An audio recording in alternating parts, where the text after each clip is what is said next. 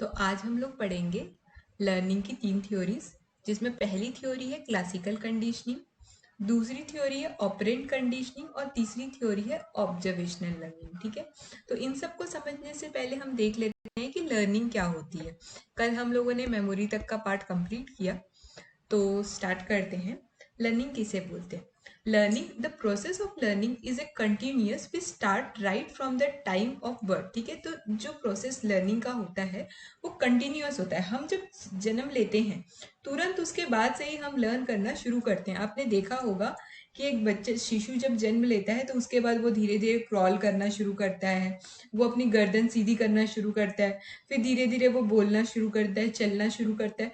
तो वो जो है वो धीरे धीरे सारी चीज़ों को सीखता जाता है और उसी प्रकार से फिर चीज़ें बढ़ती जाती है। वो स्कूल में जाता है तो ABCD सीखता है, उस प्रकार सारी चीज़ें होती जाती है। ठीक है, और लर्निंग जो होती है वो सिर्फ पढ़ाई से रिलेटेड नहीं होती, सभी चीज़ को सीखना, जो टास्क स्किल्स है उसको भी सीखना लर्निंग के अंदर ही आता है। ठीक है, और लर्निंग शुरू होती है फ्रॉम बर्थ टू डेथ। ठीक है, तो इसलिए अगर आपने टीचिंग एप्टीट्यूड में पढ़ा होगा तो उसमें ऐसा चीज लिखा होता है कि learning is a process from tomb womb to tomb, मतलब गर्भ से लेकर आपकी जो वो मृत्यु शैया है वहां तक आपकी लर्निंग चलती रहती है। ठीक है, two things are important: the presence of stimulus in environment, the initiate deposition like emotional instinct in deposition. कोई कुछ बोल रहा है?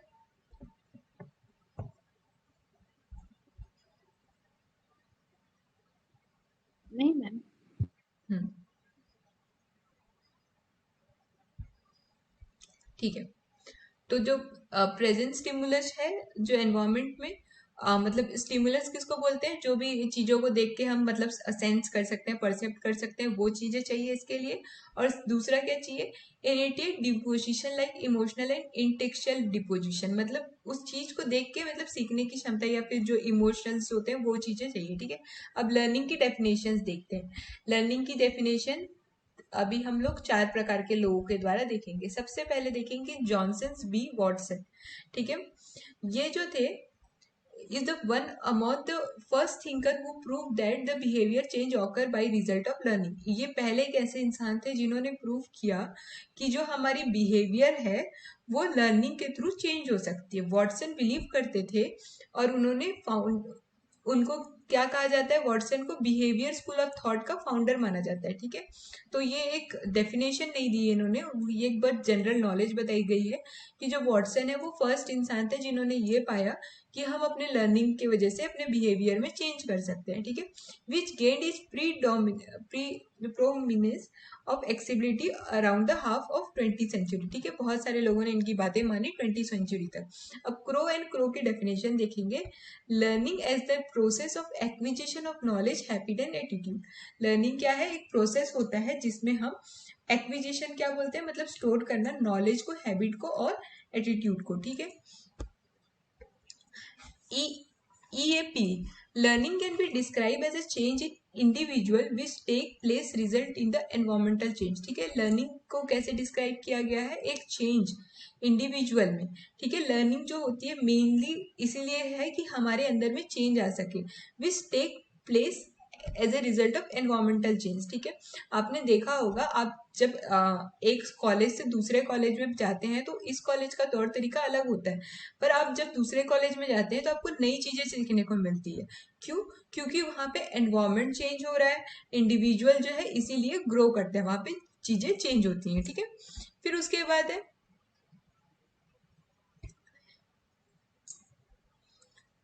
H.G. लॉस्मियर के द्वारा डेफिनेशन है, learning as a process lead to some behaviour change. आपको लर्निंग में हमेशा ये मिलेगा कि उसके अंदर बिहेवियर चेंज होते ही हैं। ठीक है, as a result of some experience, training, observation और एक्टिविटी। किसके रिजल्ट में होता है? ट्रेनिंग, ऑब्जर्वेशन और एक्टिविटी के प्रोसेस में। ठीक है, तो लर्निंग देखो कितने प्रकार की होती है। लर्निंग को यहाँ पे तीन प्रकार से डिफाइन किया गया और यहाँ पे मैंने पेज छोड़ा है तो मतलब कुछ और भी रहा होगा। ठीक है, तो हम तब तक देख लेते हैं क्या क्या है। एक होती है मोटर लर्निंग। ठीक है, मोटर लर्निंग में क्या होगा? जिसमें हम मस्कुलर कोऑर्डिनेशन को सीखते हैं, जैसे वॉकिंग, रनिंग, ड्राइविंग, ये सब हो गई मोटर लर्निंग। आप बताइए आपका जो योग वाला पार्ट है वो किसके अंदर आएगा? आप जब योगा करते हो तो क्या वो मोटर लर्निंग है या वो वर्बल लर्निंग है? मोटर में मोटर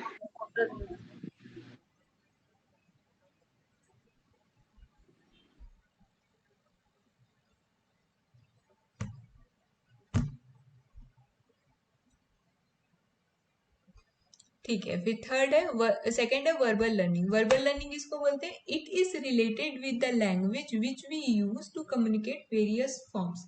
ठीक है, वर्बल लर्निंग में क्या होता है, ये लैंग्वेज से रिलेटेड होती है, जिसको हम मतलब we use to communicate various other verbal forms such as symbols, words, language, sound.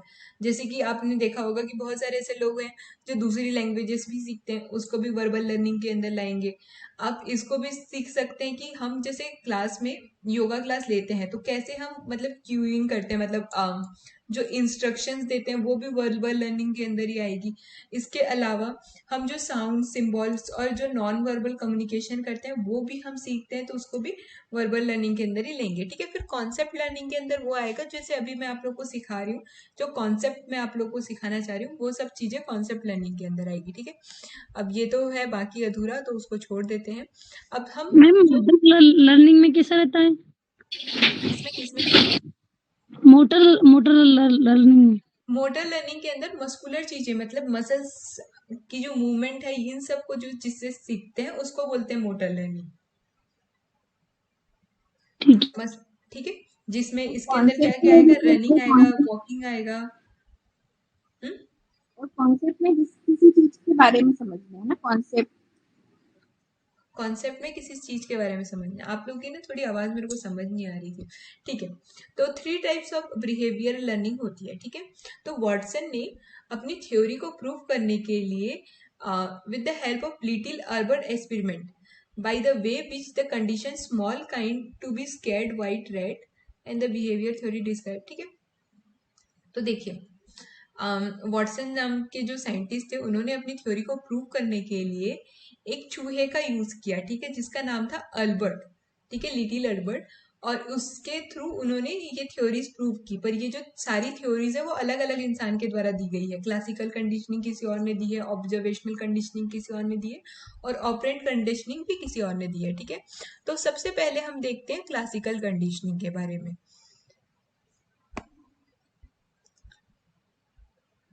सबसे पहले आपको मैं ये डायग्राम दिखाना चाहूंगी। देखिए, क्लासिकल कंडीशनिंग के अंदर 3 चीजें आती हैं। एक होती है कंडीशनिंग, का मतलब क्या होता है, कोई मुझे बता सकता है? क्वेश्चन करना किसी चीज का, क्या करना? उसको क्वेश्चन करना, प्रोटेक्ट करना किसी चीज से। कंडीशनिंग करते हैं, कंडीशनिंग, बालों प्रोटेक्ट, में करते हैं कंडीशनिंग लगा के। वो कंडीशनिंग नहीं होता। ठीक है, दीदी उसको मतलब वो किसी वाली चीज के लिए कंडीशनिंग यहाँ तैयार पे नहीं है। करना, उसकी हाँ, कंडीशन, उसको किसी चीज के लिए तैयार करना, उसकी कंडीशनिंग करना कि हम्म, आगे उसको कैसे करना है।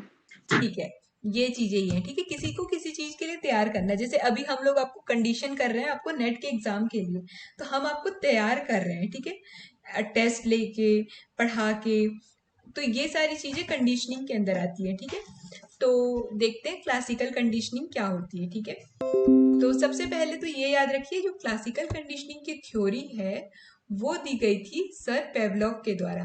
ठीक है, तो अब इसकी थ्योरी पढ़ते हैं, इसके अंदर होता क्या है। मैम आपने क्लासिकल, अभी वाटसन की भी 3 प्रकार की बताइए, फिर वो कौन सी है? वो इसमें नहीं आएगी। वॉटसन जी कहाँ से आ गए? एक सेकेंड, कौन सी थ्योरी बोल रही हो आप? ये आपने बताई थी ना अभी।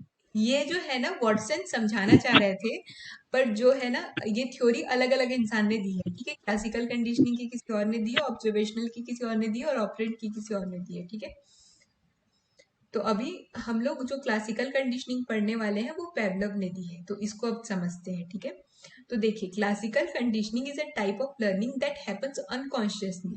क्लासिकल कंडीशनिंग ऐसी थ्योरी, ऐसी लर्निंग है जो अनकॉन्शियसली होती है, मतलब आपको पता भी नहीं चलता और धीरे धीरे आप सीख जाते हैं। ठीक है, when you learn the classical conditioning, an automatic condition response is paired with a specific stimulant.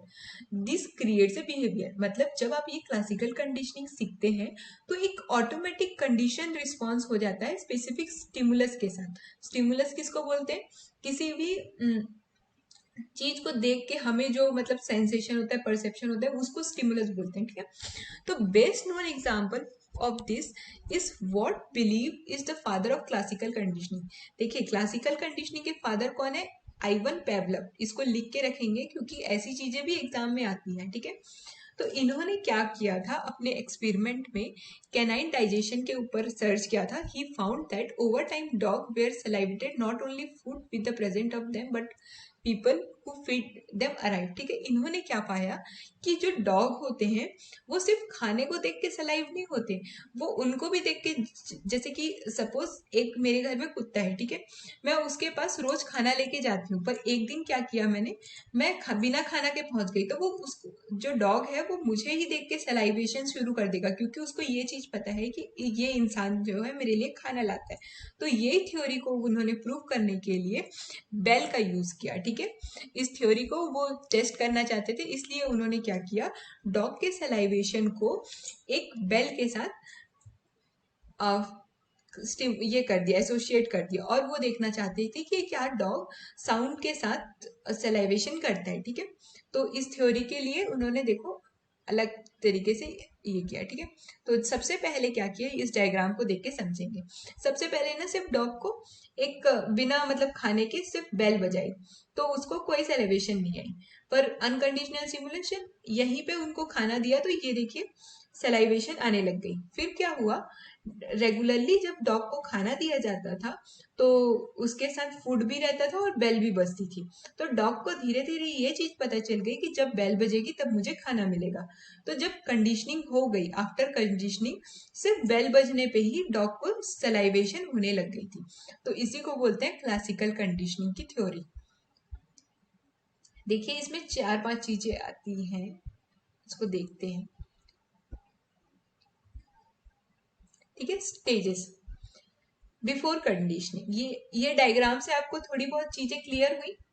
फिर अब थ्योरी तो पढ़ने ही वाले। हाँ मैम, हो गई। ठीक है, तो एक बार थोड़ी थ्योरी देख लेते हैं, ठीक है।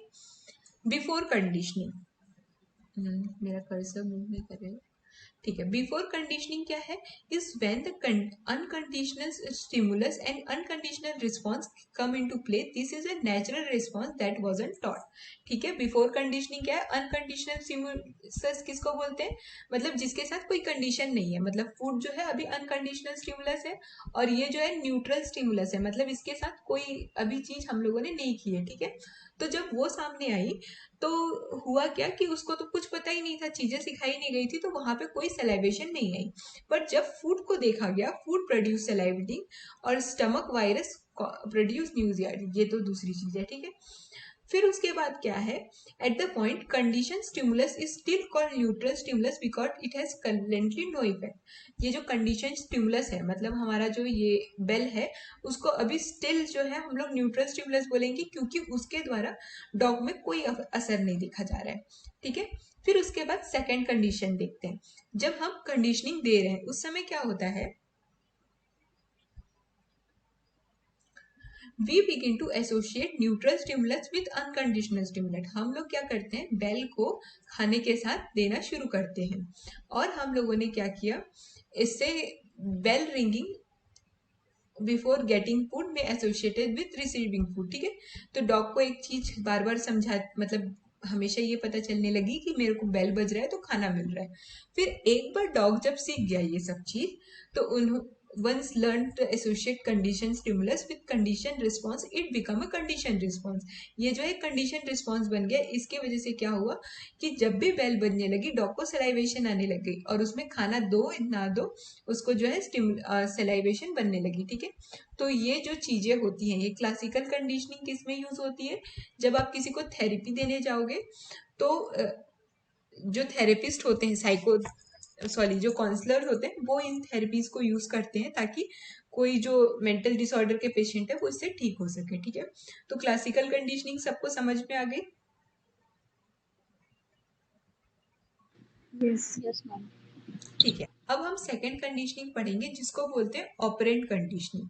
क्लासिकल कंडीशनिंग के फादर कौन है? पावलो। ठीक है, तो देखिए अब हम देखते हैं ऑपरेंट कंडीशनिंग के बारे में।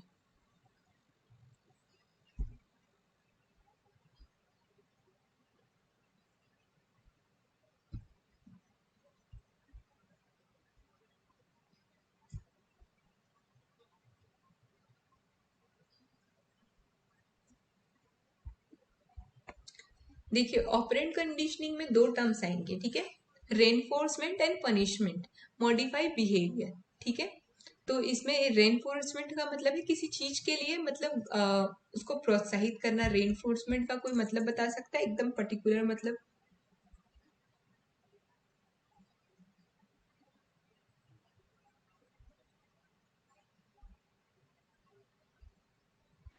रिवॉर्ड। क्या? रिवॉर्ड। रिवॉर्ड। एक सेकेंड, रेनफोर्समेंट का मतलब पूछने पे ये सीधा ऑपरेंट कंडीशनिंग को ही बता रहा है, ठीक है।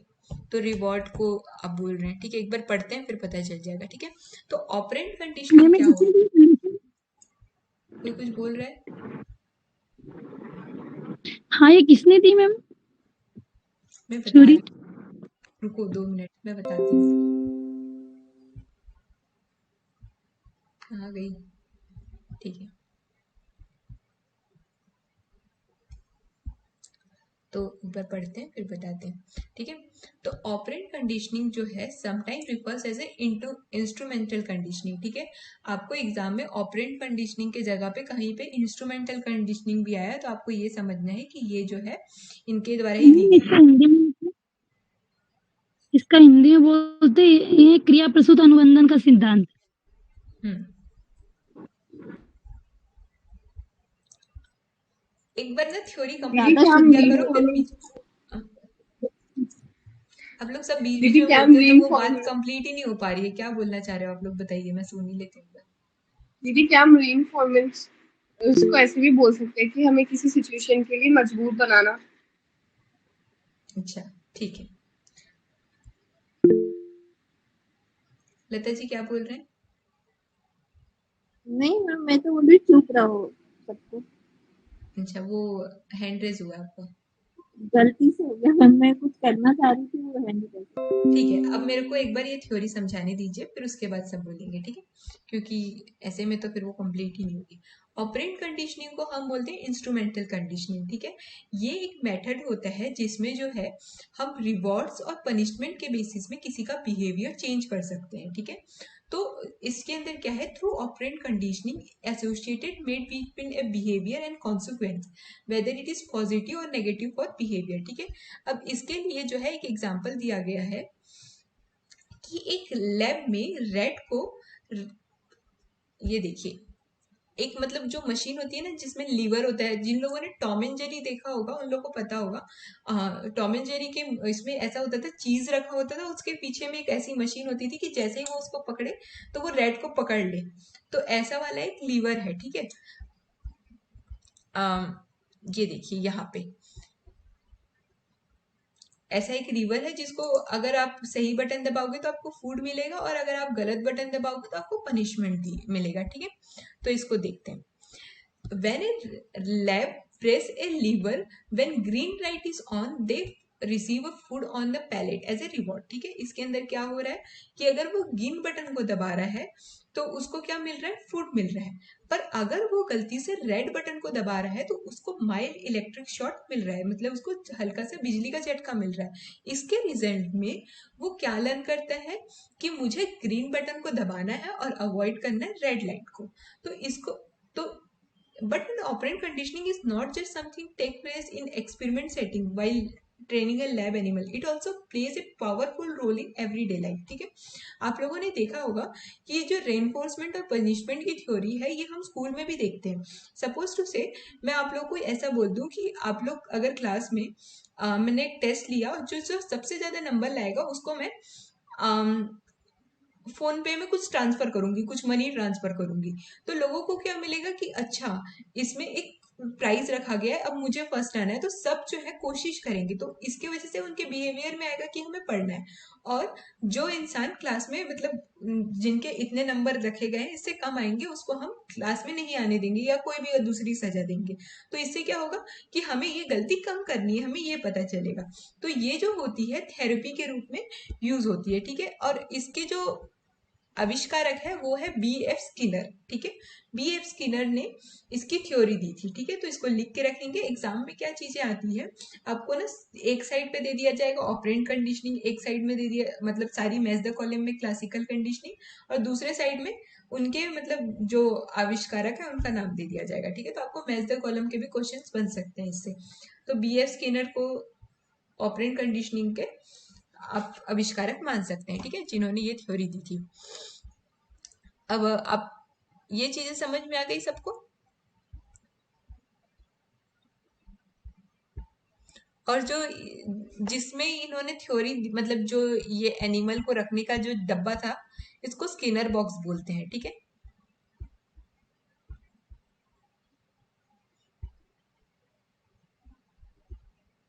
ठीक है, अब इसके अंदर तो बहुत सारी चीजें आ जाएंगी, तो इतना हमें नहीं पढ़ना है।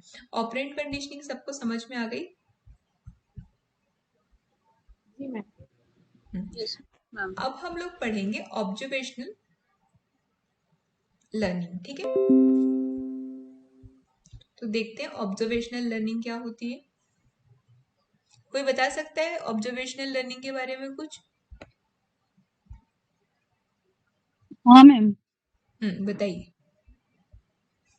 इसमें समीपता अनुबंधन स्थानापन का सिद्धांत रहता है ऑब्जर्वेशन टाइप थ्योरी में। इस सिद्धांत का प्रतिपादक एडविन गुथरी है। इन्होंने खरगोश पर प्रयोग किया था और गुथरी के अनुसार उद्दीपन और अनुक्रिया के मध्य संबंध स्थापन का कार्य पुनर्बलन ही नहीं करना बुक बल्कि से पढ़ के उद्दीपन। नहीं बताना है आपको, जो चीजें पता है वो बताओ। अच्छा, अब मतलब मुझ मैं इसमें हाँ, आपको मतलब जो मैं समझ में है वो बताओ।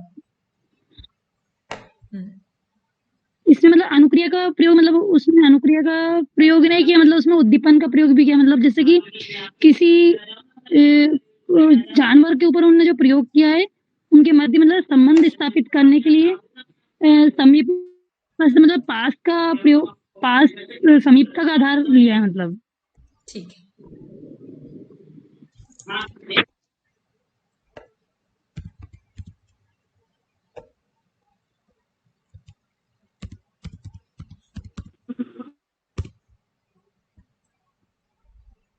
ठीक है, तो अब हम देखते हैं ऑब्जर्वेशनल लर्निंग क्या होती है।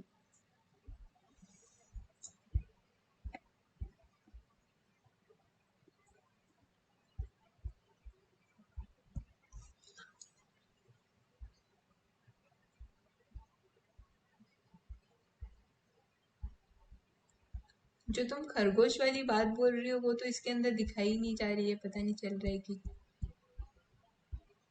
ठीक है, देखते हैं। ठीक है,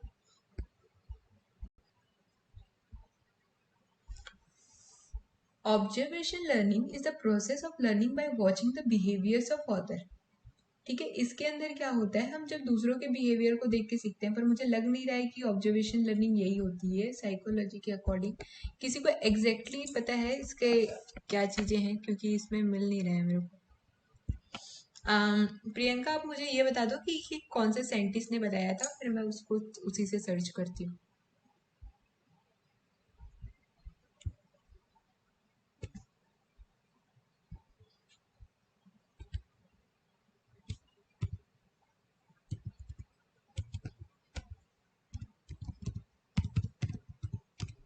प्रियंका, जी मैम। मैं आपको कुछ पूछ रही थी, साइंटिस्ट का नाम बता। जी मैम,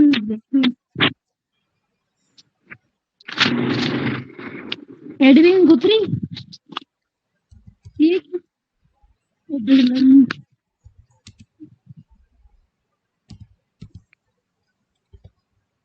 सही बोल रही हो, एडविन।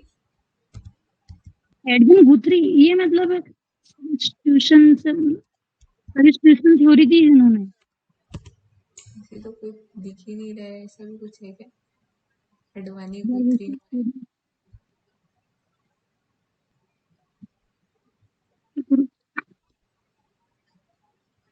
मैम जॉन डोनाल्ड भी है जिन्होंने दिया है किस फ्रस्ट्रेशन एग्रेशन। मैम थायराइड में तो नहीं दी इसको, पर इसका तो दूसरी है। जॉन डोनाल्ड करके है। आप लोग ना थोड़ा इसमें चैट बॉक्स में लिखो, मेरे को समझ नहीं आ रहा है आप लोग क्या बोल रहे हो।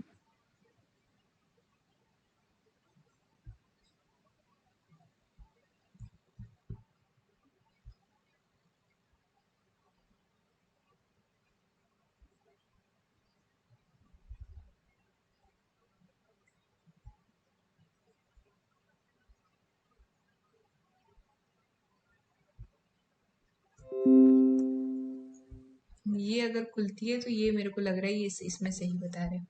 ऑब्जर्वेशनल लर्निंग किसको बोलते हैं? लर्निंग बाय ऑब्जर्विंग ऑर्डर, ठीक है। इसको जो है सोशल लर्निंग थ्योरी भी कहा जाता है, ठीक है। अब इसके अंदर क्या है? Modelling the process of observing and imitating the specific behaviour. इसके अंदर जो होता है एक मॉडलिंग नाम का टर्म होता है, जिसमें हम क्या करते हैं, किसी को देख के ऑब्जर्व करते हैं और उसी के बिहेवियर को इमिटेट करते हैं, मतलब उसके जैसा करना, स्पेसिफिक बिहेवियर, ठीक है। The person been observe is known as model, ठीक है। जिसको हम ऑब्जर्व कर रहे हैं उसको मॉडल बोलते हैं, और जिसके उस ऑब्जर्वेशन को अगर हम खुद करेंगे तो उसको मॉडलिंग, मतलब उस बिहेवियर को इमिटेट करना, ठीक है। O L is refer to the modelling. अब इसके अंदर जो होती है बहुत सारी कंडीशनिंग होती है, देखिए ये खुल गई शायद, हाँ। ऑब्जर्वेशन लर्निंग खुल गया है तो इतना टाइम, अरे भाई ये तो अलग ही टाइम दे रहा है। दो प्रकार के मॉडल्स होते हैं जिनको देख के हम अपनी चीजों को सीखते हैं, पहले तो रियल लाइफ और दूसरी सिंबॉलिक। आप अपने रियल लाइफ में किसको किसको देख के सीखते हैं? पेरेंट्स को देख के, सिबलिंग्स को देख के, टीचर को देख के, फ्रेंड्स को देख के। जो ये हम रोल मॉडल बोलते हैं ना, हमारे लाइफ में कौन रोल मॉडल है, वो उसकी बात है, ठीक है। और फिर है सिंबॉलिक। आप सिंबॉलिक किसको देख के सीखते हैं? आज के डेट में एक वो टर्म आता है, मैं भूल गई, रिक्रिएट करना। तो वो मीडिया को देख के, टीवी को देख के, मूवीज को देख के, मतलब किसी की शादी हो रही है, क्रियाना और एडवानी की शादी हुई तो उसके जैसे लोग रिक्रिएट कर रहे हैं, तो वो चीजें जो होती हैं वो भी इसके अंदर ही आएंगी, ठीक है। और इस थ्योरी को दी थी अल्बर्ट बेंडूरा ने। आप क्या बोल रहे थे? पता नहीं, कुछ अलग ही अडवाणी अडवाणी बोल रहे थे शायद। तो ये मैम अल्बर्ट मैंने जो, मैसेज करा है। अच्छा ठीक है। ये पर ये खुल क्यों नहीं रहा है? ये आधी आधी चीजें इसे धीरे धीरे से खुल रही हैं इसमें। मैम मेरे इसमें आ गई, मेरे इसमें है, मैं भेजू क्या पेज आपको अल्बर्ट हाँ मुझे, बंडूरा का? आप भेजो मुझे ना, हाँ मैं भेज रही हूँ, अभी भेज रही हूँ, 2 मिनट। क्योंकि मेरे पास अभी कोई बुक अवेलेबल नहीं है, तो हमारे पास बस एक ही ऑप्शन है। मेरे पास मिलेगी आज हिंदी इसको। ठीक है। मैम देखो आप।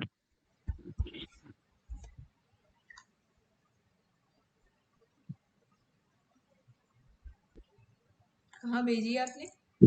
हाँ आप देखो मैम, अभी भेजा मैंने अभी। उसका नेक्स्ट पेज भेजो ना, इसके अंदर मेन क्या चीजें हैं, उसके जस्ट बगल वाला पेज।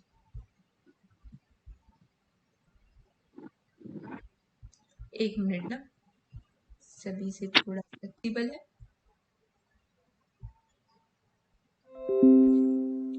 देखिए, ये जो थ्योरी है इसको बंडूरा ने दी थी, और इसके अंदर क्या है, दूसरों को देखकर जैसा अथवा उनके अनुसार व्यवहार करने के कारण दूसरों के व्यवहार को अपने जीवन में उतारने और समाज के द्वारा स्वीकारने का धारणा और अस्वीकृत व्यवहार को छोड़ना, ये सामाजिक अधिनियम कहलाता है, ये सोशल रूल है, ठीक है।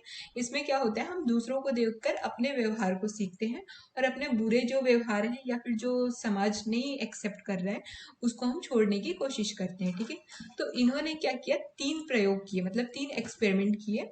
तो इसमें तो बहुत ज़्यादा हिंदी हिंदी लिखा है, हम थोड़ा इसको अपने लैंग्वेज में समझने की कोशिश करेंगे। सबसे पहले इन्होंने क्या किया, बालकों पर एक्सपेरिमेंट किया, ठीक है।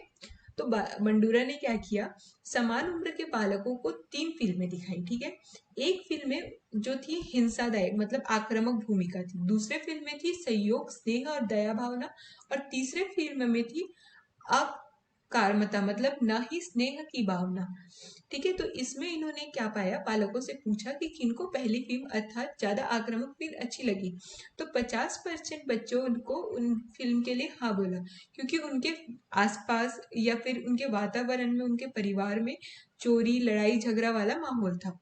30% बच्चों को दूसरी फिल्म अच्छी लगी, क्योंकि उनके घर में दया, सहयोग, सहानुभूति वाली भावना थी। और 20% फिल्म को 20% बच्चों को थर्ड फिल्म पसंद आई, क्योंकि उनके परिवार में बिल्कुल भी ध्यान नहीं देते थे, मतलब उनके परिवार के जो सदस्य थे उनको बिल्कुल भी ध्यान नहीं देते थे, ठीक है। तो ये चीज की। फिर सेकंड उन्होंने क्या किया, गुड़िया पर कुछ बालकों को बंडूरा ने ऐसे दृश्य दिखाए जो कुछ बच्चे गुड़िया के बाल खींच रहे थे, उसे पीट रहे थे, और कुछ मतलब ऐसी फिल्म, ये एक्चुअली बच्चों को ही ये सारी चीजें दिखाई गई है। तो फर्स्ट उन्होंने क्या किया, फिल्म दिखाई। दूसरे क्या किया कि ऐसी मतलब वीडियोस दिखाई जिसमें जो बच्चे क्या थे, मतलब डॉल के बाल खींच रहे थे, उनको मार रहे थे। तो कुछ देर बाद उन्होंने देखा कि बच्चे भी ऐसे ही करने लग रहे हैं, ठीक है। फिर उसके बाद थर्ड उन्होंने क्या किया, जोकर पर एक्सपेरिमेंट किया। बालकों के समक्ष जोकर को प्रस्तुत कर दिया और बालकों ने फिर बिल्कुल वैसा किया जैसे जोकर ही कार्य करते दिखे, ठीक है। तो थर्ड नंबर पे क्या किया, उन्होंने जोकर को सामने पेश किया और वो देखने लगे कि जोकर जैसा काम कर रहा है वैसे ही बच्चों ने काम करना शुरू किया। तो इससे उन्होंने क्या पाया कि हमारे जो हम जो चीजें देखते हैं वैसा ही हमारा जो व्यवहार है वो होने लगता है, ठीक है। तो ये चीजें तो देखो रियल लाइफ में भी होती है। आप देखते हैं कि हमारे समाज पर मूवीज का कितना ज्यादा इफेक्ट पड़ता है। जैसे कि कोई भी अगर समाज में ऐसी मूवी आई जिसको देख के, एक मिनट इसको रिकॉर्डिंग ऑफ करके हम सब साथ साथ हैं। जैसे हम साथ साथ है, विवाह मूवी को देख लो, जिसके वहाँ अंदर है। जिसको देख के लोगों को लगता है कि हाँ हमारा व्यवहार भी ऐसा होना चाहिए। ये तो चीजें हमारे साथ भी होती है। जैसे अगर हम कोई मतलब बायोपिक देखें तो उसके बाद हमें कैसे मोटिवेशन आता है कि हमें भी मतलब समाज के लिए कुछ करना है। तो ये सारी चीजें होती है, ठीक है। तो ये इसकी ऑपरेंट कंडीशनिंग के अंदर हो गई, ठीक। अब इसके आगे हम पढ़ेंगे, ये तीनों चीजें हम लोगों ने पढ़ ली, ऑब्जर्वेशनल लर्निंग और ये सब। अब हम लोग पढ़ेंगे altered state of consciousness, ASC। Altered state of consciousness किसको बोलते हैं, अल्टर्ड स्टेट ऑफ कॉन्शियस में be defined as short term change in general configuration of one individual experience, ठीक है। कि एक ह्यूमन के अंदर जो होता है स्टेट ऑफ कॉन्शियस में, मतलब थोड़े समय में कुछ चेंजेस दिखने लगे, such as rational functioning clearly altered one usual state of consciousness. आप देखेंगे कभी कभी हमारे साथ होता है, जैसे हमारे एग्जाम का समय है तो हम थोड़े मतलब फ्रस्ट्रेटेड तो नहीं, पर मतलब थोड़ा मोटिवेटेड ज्यादा रहते हैं, हाईली मोटिवेटेड, वो कुछ समय के लिए रहता है। या फिर फ्रस्ट्रेशन का समय आया कि मतलब एग्जाम का रिजल्ट आने से कुछ दिन पहले तक थोड़ा चिड़चिड़ापन रहता है, डर लगते रहता है, खुद को तो डर लगते रहता है और हम बाहर क्या दिखाते हैं, चिड़चिड़ापन दिखाते हैं। ऐसी बहुत सारी चीजें होती है। कॉन्फ्लिक्ट होती है जब हमें कॉलेज चूज करना होता है, एक साथ 4-5 कॉलेज में एडमिशन ले मतलब भर दिया है फॉर्म, अब हम सोचते हैं यहाँ जाए, ये घर से पास है पर यहाँ पढ़ाई अच्छी होती है, ये घर से दूर है। तो ये सारी चीजें, इसको बोलते हैं अल्टर्ड स्टेट ऑफ कॉन्शियसनेस। ये जो होती है कुछ समय के लिए हम अपने मतलब हमारे जो बिहेवियर है इसमें फील कर सकते हैं, ठीक है। ये जो होती है किसके वजह से होती है, एक्सीडेंटल होती है या फिर किसी चीज की वजह से, जैसे फीवर, इन्फेक्शन, स्लीप, ये सब स्लीप के कमी की वजह से होती है। या फिर ये किसकी वजह से होती है, वुमेन्स में स्पेशली देखा जाए चाइल्ड बर्थ के बाद ये सारी चीजें होती हैं, ठीक है। तो इसके अंदर कौन कौन सी चीजें आती हैं, सबसे पहले हम पढ़ेंगे फ्रस्ट्रेशन, ठीक है। फ्रस्ट्रेशन किसे बोलते हैं, हिंदी में कोई बता सकता है, फ्रस्ट्रेशन, कुंठा, ठीक है। Need, drives and motive play an important role in motivation of human behaviour, ठीक है। हमारी जो नीड्स होती है, हमारी जो मतलब ड्राइव्स किसको बोलेंगे, जैसे कि किसी चीज को करने की इच्छा, या फिर इसको पॉजिटिव और नेगेटिव सेंस दोनों में लिया जा सकता है। फिर मोटिव्स, हमारी जो मोटिवेशन है, ये हमारे जो ह्यूमन मतलब बहुत इंपॉर्टेंट रोल करती है हमारे लाइफ में मोटिवेशन के लिए, ठीक है। तो मैन जो होता है एक एम्बिशियस इन नेचर है, सबको पता है कि हमें मतलब एक चीज हो गई तो हम दूसरी चीज के लिए मतलब अपना एम बना के रखते हैं, ठीक है। तो इसकी जो दो लोगों ने डेफिनेशन दी है, एक गुड्स ने और एक कोलमैन ने, ठीक है। तो फ्रस्ट्रेशन का मतलब क्या है, frustration means emotional tension resulting from blocking of desire and need. Frustration किसको बोलते हैं, इमोशनल टेंशन को, अगर हमारी जो नीड्स है, मतलब हमारे जो डिजायर्स है उसको ब्लॉक कर दिया जाए, या फिर मतलब उसको बोल दिया जाए। जैसे कि हमें एक ट्रिप में जाना है, ठीक है, हमारे सारे क्लासमेट जा रहे हैं, अब हमारी मम्मी ने क्या किया, हमें मना कर दिया, तो हमें फ्रस्ट्रेशन होगा, यार हमारे फ्रेंड्स क्या बोलेंगे, ये सारी चीजें होती हैं। तो इसको बोलते हैं फ्रस्ट्रेशन। ठीक है, मतलब अब ये सिर्फ मतलब पिकनिक की बात तो बहुत छोटी हो गई, दूसरी चीज कि किसी चीज के लिए मना कर दिया या फिर हमने सोच के रखा है हमें ये करना है वो करना है पर फिर वो चीज नहीं हुई तो दुख होता है। बताइए योग दर्शन में ये फ्रस्ट्रेशन को क्या बोल सकते हैं? योग दर्शन में एक टर्म आता है द्वंद बोल सकते हैं मैम। द्वंद। अंग में जो है तो नहीं, दुख दौर्मनस्य बोलते हैं। दुख दौर्मनस्य अंग में जो है तो सांस प्रश्वास गतिविधि दौर्मनस्य बोलते हैं ना, कि जिसमें हम लोगों ने बोल दिया और फिर वो हुआ नहीं, मतलब मुझे ऐसे ही याद आ रहा है दौर्मनस्य। हाँ, कुछ चीज हमने सोची और पूरी नहीं हुई। हाँ, जो पूरी नहीं हुई उसको बोलते हैं दौर्मनस्य। तो फ्रस्ट्रेशन भी वही होता है। ठीक है, फिर है कोलमेंट। Frustration result when your motives are thwarted. Actually ये क्या लिखा है समझ नहीं आ रहा है, थ्रो वर्डेड लिखा है, दर वर्डेड लिखना चाह रही थी मैं, पता नहीं क्या। आइदर बाय समवन, मतलब किसी जो हमारा मोटिव्स है उसको मतलब कुचला जाए, बंद किया जाए, या तो किसी ऑब्स्टेकल के द्वारा या फिर किसी प्रोग्रेस के द्वारा, किसी डिजायर गोल के द्वारा। तो मतलब किसी अप्रोप्रिएट गोल के, सपोज इसको हटाओ, मैं आपको एक एग्जांपल देती हूँ। ठीक है, जैसे कि हमने सोच के रखा है कि हमें पीएचडी करनी है। ठीक है, और मतलब स्पेशली ये फीमेल्स के लाइफ में ज़्यादा आता है कि हम सोचते हैं कि हमें ये पढ़ना है वो पढ़ना है, हम बहुत सारे सपने देख के रखते हैं। फिर अचानक से हम जैसे पढ़ के निकलते हैं, फिर हमारे घर वालों को के दिमाग में कुछ और सपने आ जाते हैं कि इनकी शादी करा दी जाए। तो वो उनके अंदर क्या होगा कि फ्रस्ट्रेशन होगा, यार हमने तो ये सोचा था वो सोचा था पर वो चीज़ें नहीं हो रही है। तो दूसरों गोल्स की वजह से वो जो हमारे स्पेसिफिक गोल है वो पूरे नहीं हो पा रहे हैं, तो उसको बोलते हैं फ्रस्ट्रेशन। ठीक है, ये एग्जाम्पल समझ में आया सबको? जी मैम। हम्म,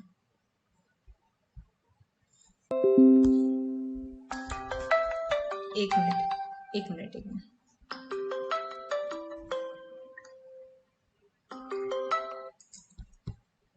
हेलो।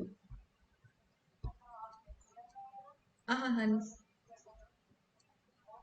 अभी नहीं निकले हैं। हाँ हाँ ठीक है। हाँ, स्कूटी मंगी में। अच्छा, नहीं नहीं, मैं स्कूटी से आ जाऊंगी। हम्म हम्म हम्म ठीक है ठीक है। हाँ, मिलते हैं।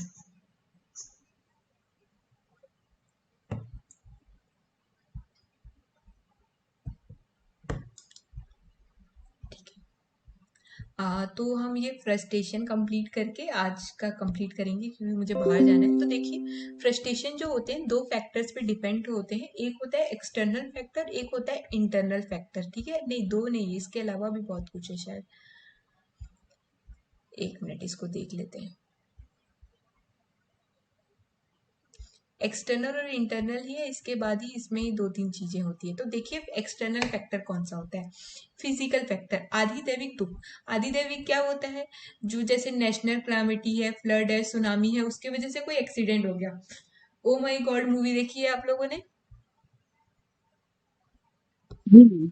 जी। जैसे भगवान पे केस करना, मतलब उनकी दुकान एक्चुअली भगवान के मतलब सुनामी वगैरह की वजह से टूटी थी, पर मतलब वो चीजें तो वो क्या है, आदि दैविक दुख है। ठीक है, कि हमारी जो कुछ चीजें मतलब जैसे कि हम लोग किसान है। ठीक है, अब हमारी खेती जो है बाढ़ की वजह से खराब हो गई, तो वो क्या हो गया, आदि दैविक दुख आ गया। क्योंकि उस वो तो उस पे किसी को हम कुछ ब्लेम नहीं कर सकते, बारिश क्यों ज्यादा हुई या फिर एकदम बारिश ही नहीं हुई साल भर, तो भी हम किसी को ब्लेम नहीं कर सकते।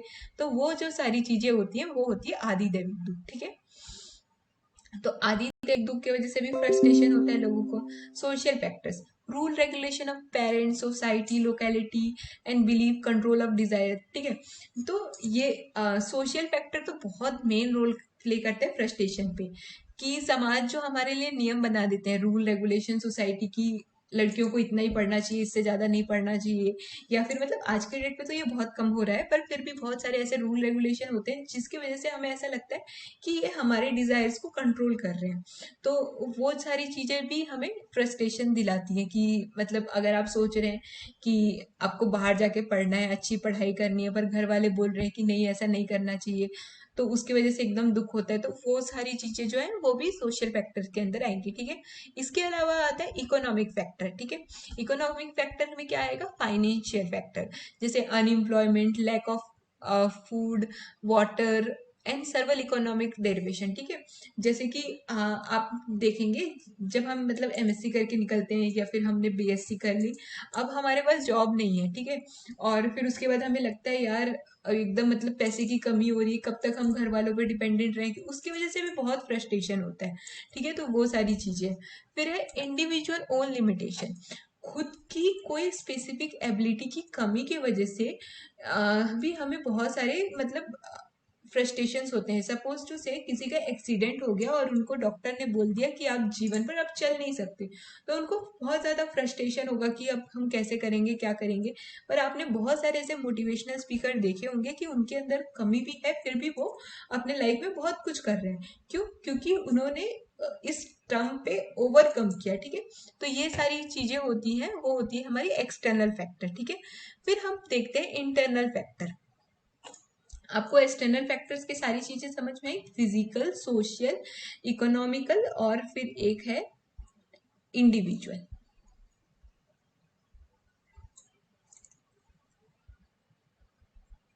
ठीक है, अब हम देखेंगे इंटरनल फैक्टर। इंटरनल फैक्टर के अंदर क्या आएगा, फिजिकल अबनॉर्मलिटी और defect, too weak or too small structure, too heavy or thin body, ugly face, dark complexion, defect like squint eyes, blindness, deemed up, cause frustration। जैसे कि कभी कभी ऐसा होता है कि हम बहुत ज्यादा मतलब मोटे हैं, बहुत ज्यादा छोटे हैं, या फिर मतलब पतले दुबले रहते हैं, या फिर हमारा फेस बहुत अगली है, डार्क कॉम्प्लेक्शन है, तो उसकी वजह से हमें फ्रस्ट्रेशन होता है, यार भगवान ने हमें ऐसा क्यों बनाया। और इसकी वजह से मतलब बहुत ज्यादा चिड़चिड़ापन रहता है। जैसे कि मेरे साथ ये चीज होती थी, मेरी हाइट जो है बहुत अच्छी खासी हाइट है मेरी, तो मेरे जो जितने भी कजिन सिस्टर है ना, उन लोग की हाइट एकदम छोटी छोटी है, तो वो लोग मुझे बोलते थे, एक सेकेंड,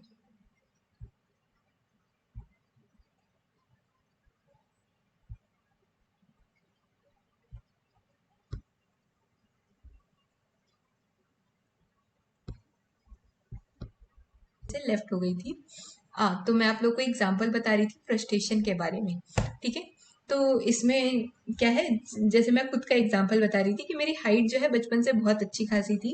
मेरी हाइट अभी 5'8" है, तो मेरे जो कजिन सिस्टर है उनकी हाइट एकदम बहुत छोटे छोटे हैं।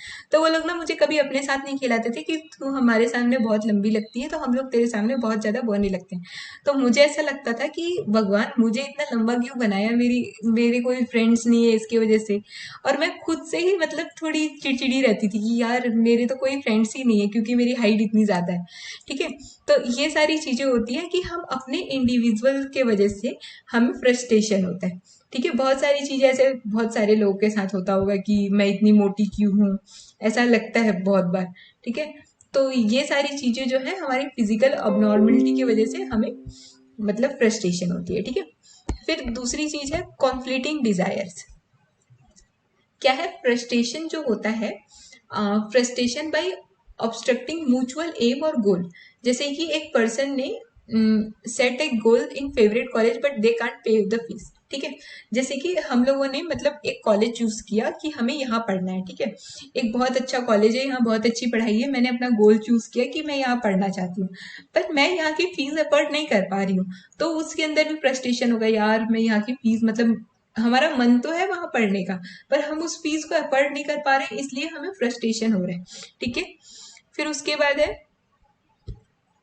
Individual modality and high idols. इसके अंदर क्या होगा कि मतलब हमारे जो मोरल वैल्यूज हैं, जो समाज ने हमारे लिए नियम बताए, या फिर हमारे जो खुद के नैतिक मूल्य हैं, वो तो बहुत ज्यादा हाई है, ठीक है। पर हम जो है कुछ चीजें ऐसे भी करना चाहते हैं जो मतलब जिससे हमें खुशी भी मिले। जैसे हमारे सुपर और ईगो के बीच में ये लड़ाई होती है, ठीक है, कि हमारे सुपर ईगो क्या बोलते हैं, हमारे नैतिक मूल्यों को, पर ईगो बोलता है कि हमें ये सारी चीजें, जैसे कि किसी को गर्लफ्रेंड तो चाहिए पर उसकी फैमिली जो है रेस्ट्रिक्ट कर रही है, ठीक है। तो ये इसका एग्जाम्पल हुआ। और इसके और भी एग्जाम्पल हुए, मतलब इसका और भी पार्ट है, level of expression too high. किसी ने ये तो सोच लिया कि मतलब मुझे आईएएस बनना है, पर वो क्लास में पास तक नहीं होता, मतलब उसकी जो मतलब इतने बड़े गोल्स बना लिए कि उसके लिए वो इंसान कैपेबल ही नहीं है, तो ऐसी चीज में भी फ्रस्ट्रेशन होता है। फिर उसके बाद है lack of persistence and sincerity in efforts. इसके अंदर क्या चीज होगी, फ्रस्ट्रेशन में cause due to weakness and putting a continuous percentage effort with courage enthusiasm. मतलब आप ऐसी चीज में मेहनत कर रहे हैं जिसमें आपको बिल्कुल मन नहीं है, तो उसमें ना तो आपको मतलब उसका गोल आप अचीव कर सकते हैं और ना तो उसमें आपको मजा आएगा। जैसे हम ऐसा बोलते हैं ना, पैशन के साथ काम करना चाहिए, मतलब ऐसा काम करना चाहिए जिसमें हमें मजा आ रहा है। तो ऐसी बुक पढ़ना जिसमें बिल्कुल इंटरेस्ट नहीं और कंप्लेन करना कि वो बुक जो है पढ़ने लायक ही नहीं है, तो ये होता है फ्रस्ट्रेशन का चौथा प्रकार। ठीक है, तो reaction to frustration, simple, violent, ये चीज पढ़ के खत्म करते हैं आज। ठीक है, तो फ्रस्ट्रेशन, आप लोगों को ये सारी चीजें समझ में आई, ये फ्रस्ट्रेशन के जो हम लोगों ने फैक्टर्स पढ़े। फैक्टर्स में कोई डाउट है तो पूछ सकते हैं, फिर आगे का पढ़ते हैं। मैम आपने इसमें 2 प्रकार बताए ना फ्रस्ट्रेशन के, एक एक्सटर्नल और इंटरनल, तो इंटरनल के अंदर क्या-क्या है ये? चलिए कोई और माइक ओपन करके बताइए, इंटरनल के अंदर कौन कौन से फ्रस्ट्रेशन मतलब टाइप्स आते हैं। मैम मुझे जाना पड़ेगा मेरी क्लास में। हाँ हाँ, ठीक है, 5 बजे तो क्लास होती थी, आज 4 बजे से ही है। ठीक है,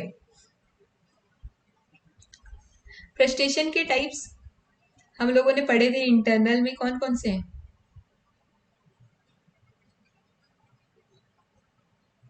किसी को कुछ याद नहीं है, इकोनॉमिकल, ये इंडिविजुअल है एक तो। इंडिविजुअल, इकोनॉमिकल, और फिर है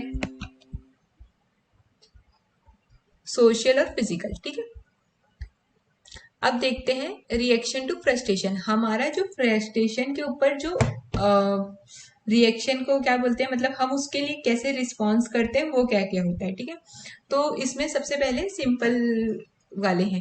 ठीक है, increase trial and improving efforts. हम क्या करते हैं, अगर कुछ लोग जैसे फ्रस्ट्रेट होते हैं, वो क्या करते हैं, इंट्रोस्पेक्शन में चले जाते हैं, मतलब आत्म स्वाध्याय करते हैं, मतलब आत्मविवेचन करते हैं और ट्राई करते हैं कि उस परेशानी से वो कैसे निकल सके। ठीक है, और अपने बिहेवियर में इम्प्रूवमेंट लाते हैं। ठीक है, फिर दूसरी चीज क्या है, अडॉप्टिव कंप्रोमाइजिंग मीन कि repeated failure force to change the direction of effort.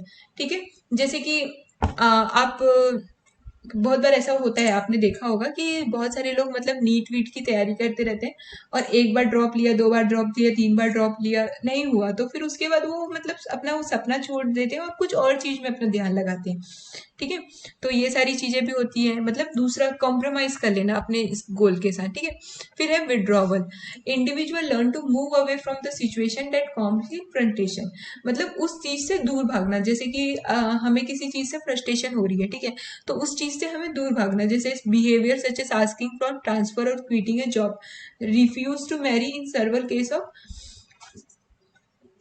Sexual incompetency. ठीक है, तो इसके अंदर क्या है कि अगर हमको किसी चीज मतलब किसी चीज की वजह से फ्रस्ट्रेशन हो रही है, तो उस चीज से दूर भागना। जैसे अगर हमें ऑफिस में मतलब मजा नहीं आ रहा है, तो हम मतलब वहां पे बोले कि हमारा ट्रांसफर करा दो या हम जॉब छोड़ देंगे, ये सारी चीजें। ठीक है, फिर फिक्सेशन। फिक्सेशन के अंदर क्या होता है, एम्प्लॉइज क्या करता है, खुद की गलती को दूसरों को ब्लेम करना। ठीक है, फिक्सेशन। रिग्रेशन के अंदर क्या होगा, behaving in immature and childish manner and may pay self pity to feel sorry for oneself. ठीक है, मतलब कि फ्रस्ट्रेशन की वजह से कभी कभी हम एकदम बच्चों जैसा व्यवहार करते हैं, इमेच्योर व्यवहार करते हैं और फिर बाद में हमें खुद पे दया आती है। ठीक है, फिर है फिजिकल डिसऑर्डर। इसके अंदर क्या होता है कि आपने देखा होगा आदि की वजह से व्याधि होती है, मतलब आपको अगर दुख हो रहा है, मेंटल डिसऑर्डर है, तो हमें उसकी वजह से फिजिकल एलिमेंट्स भी आने लगते हैं, जैसे कि हमारे को फीवर होने लगेगा या फिर हमारा पेट खराब होगा, वॉमिटिंग आएगी। और एपैथी के मतलब क्या होता है, बिकमिंग इनरिस्पॉन्सिव, डिसप्रेजेंटेड इन द जॉब और हिज कोवर्कर। ठीक है, मतलब अगर हमें अपने जॉब हम जो कर रहे हैं वो मजा नहीं आ रहा है, तो उसकी वजह से हम क्या करेंगे, इनरिस्पॉन्सिव, मतलब हमें कोई काम दिया जाएगा हम वो रिस्पॉन्सिबली करेंगे नहीं, या फिर हमारे साथ जो हमारे कलीग्स हैं हम उसको डिसरिस्पेक्ट करने लग जाएंगे, ये सारी चीजें। ठीक है, फिर लास्ट है सबमेसिवनेस, इसके अंदर क्या होगा कि here individual surrender himself and accept his defeat. ठीक है, यहाँ पे जो है इंडिविजुअल अपने आप को सरेंडर कर लेता है और अपनी जो गलती है उसको मान लेता है। A child become a submissive thing after repeated failure. ठीक है, आपने देखा होगा कि बहुत बार मतलब किसी चीज में बार बार आपको मतलब जीत नहीं हासिल हो रही है तो एकदम बच्चा जो है मतलब दुखी हो जाता है और मतलब सरेंडर कर देता है, अब जो भी होगा देखा जाएगा ऐसा टाइप। तो ये होती है सबमिसिवनेस। ठीक है, ये तो सारे जो रिएक्शन थे फ्रस्ट्रेशन के ये सिंपल थे, मतलब इसमें कुछ अच्छा भी हो रहा था और कुछ बुरा भी हो रहा था, पर मतलब किसी को इतनी हानि नहीं पहुंच रही थी। अब होते हैं वायलेंट वाले। ठीक है, एक्सटर्नल एग्रेशन, इंटरनल एग्रेशन, इसके अंदर क्या होता है कि दिस एग्रेशन में डायरेक्टेड टूवर्ड अ पर्सन और पर्सन कॉज्ड फ्रस्ट्रेशन। ठीक है, जैसे कि अगर आपको ऑफिस में अगर आप जा रहे हैं और आपको किसी की वजह से फ्रस्ट्रेशन हो रहा है तो हम क्या करेंगे, उस इंसान से या तो लड़ने चले जाएंगे या फिर हम बॉस से लड़ेंगे कि आप हमें प्रमोशन क्यों नहीं दे रहे हो, या फिर वाइफ्स या फिर बच्चों पे गुस्सा उतारेंगे। मतलब जो बोलते हैं ना अपना गुस्सा किसी और पे उतारना, ये वाली चीज जो होती है एक्सटर्नल एग्रेशन के अंदर होगी। और इंटरनल एग्रेशन के अंदर क्या होगी कि खुद के प्रति मतलब अपने गुस्से को निकालना, मतलब टेंशन को किसी और के ऊपर निकालने से अच्छा खुद के ऊपर निकालना, खुद को ब्लेम करते रहना। और ऐसे लोग जो होते हैं न्यूरोटिक होते हैं और सुसाइड करने की कोशिश करते हैं। ठीक है, तो यहाँ तक का टॉपिक सबको समझ आया।